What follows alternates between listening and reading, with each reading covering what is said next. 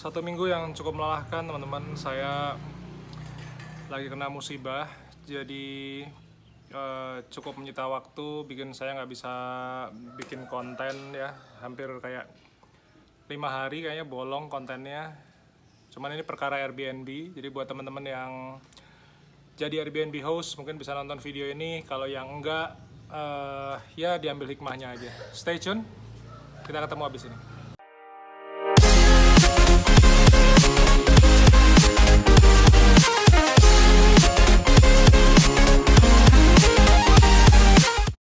Selamat pagi dari kota Jogja teman-teman semua, nama saya Bima Aditya. Jadi hari ini saya mau sharing satu musibah ya, yang mungkin kita bisa jadikan pelajaran, dan ini ujian buat saya dan keluarga dan juga tim saya, teman-teman di perusahaan saya.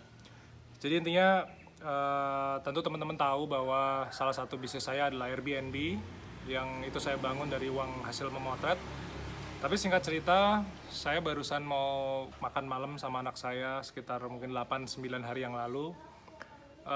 Istri saya Nina bilang bahwa tamu saya dari Perancis kecelakaan gitu. Saya pikir kecelakaannya biasa, artinya ya tabrakan biasa gitu ya.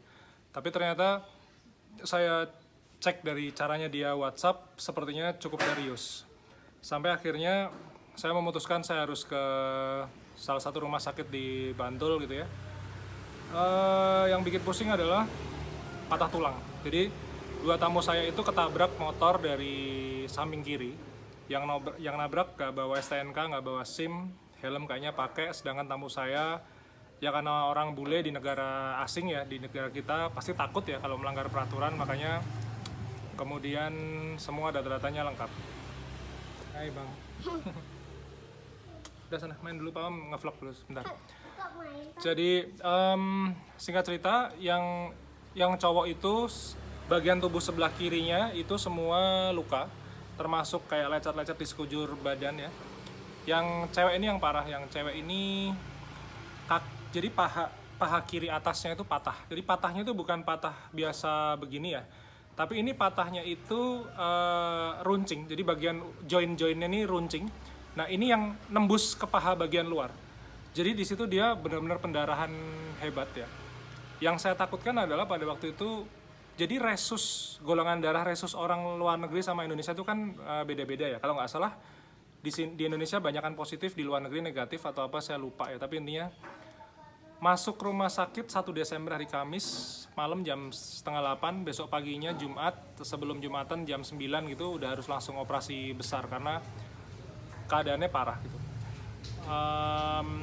Saya nemenin mereka dari mulai masuk rumah sakit, saya temenin dia operasi, saya temenin dia.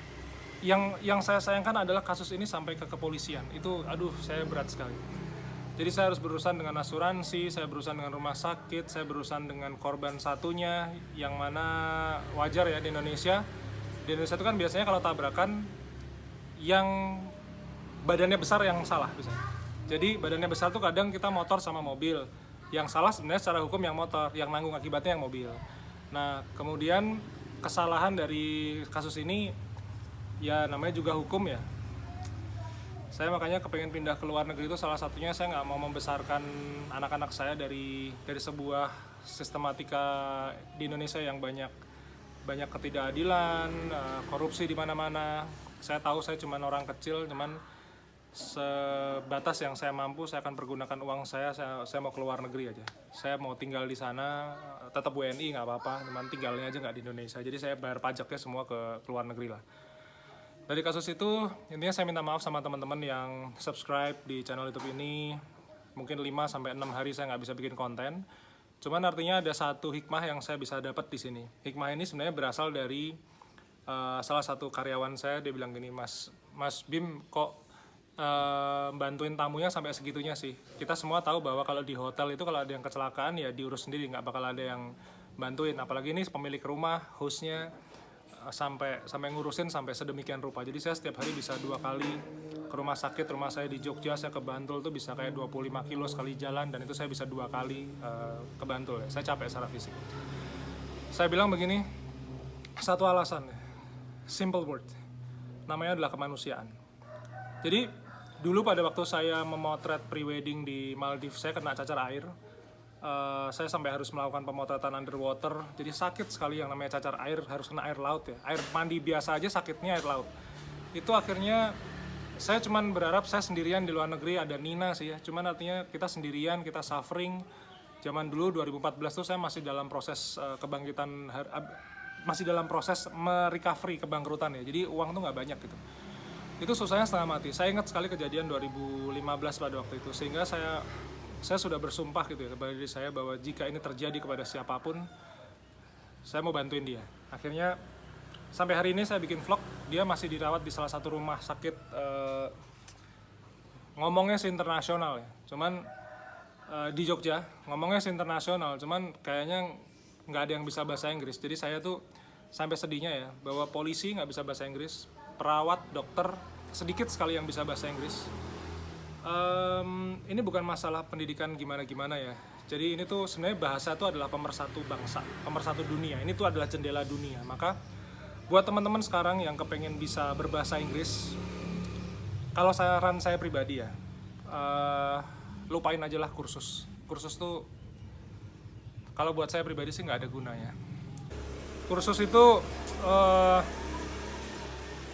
satu cuman ngabis-ngabisin duit. Cuman kalau teman-teman mau cari beasiswa sih mungkin kursus bagus ya, IELTS, TOEFL dan lain sebagainya bagus ya.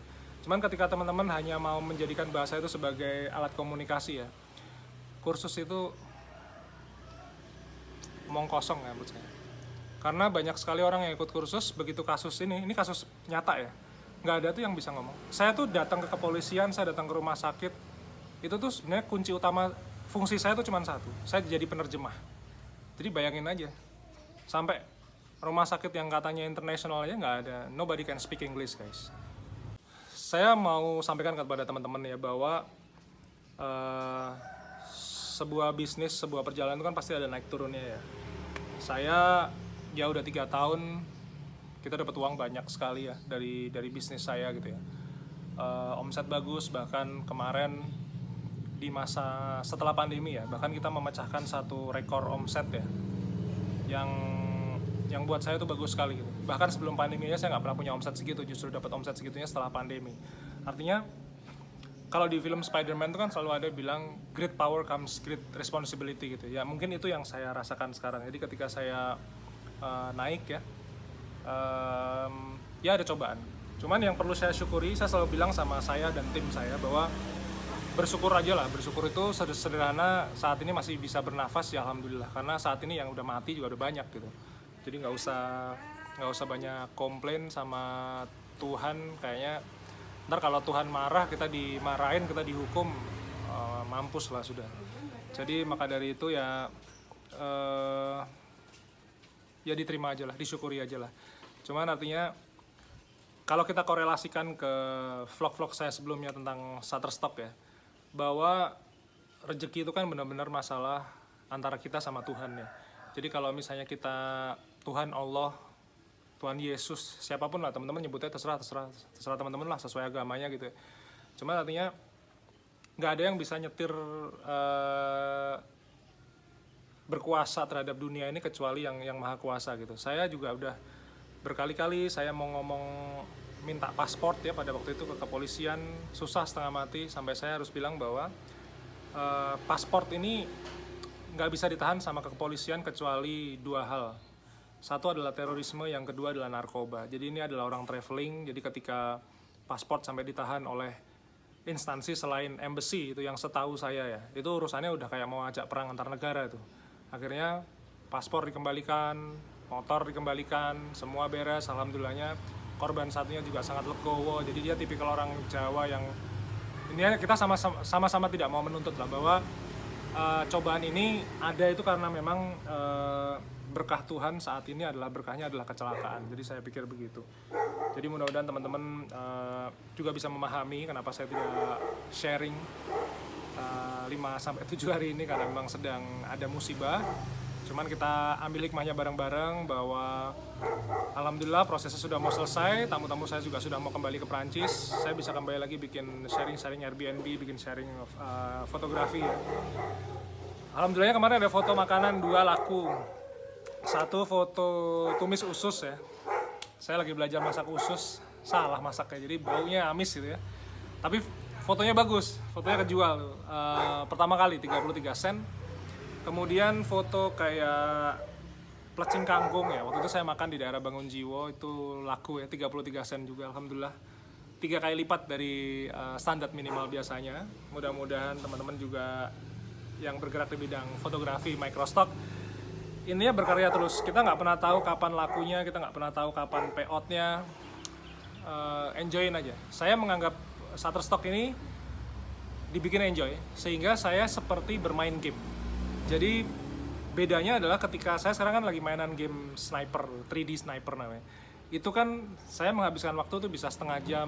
Itu saya merubahnya menjadi sebuah habit.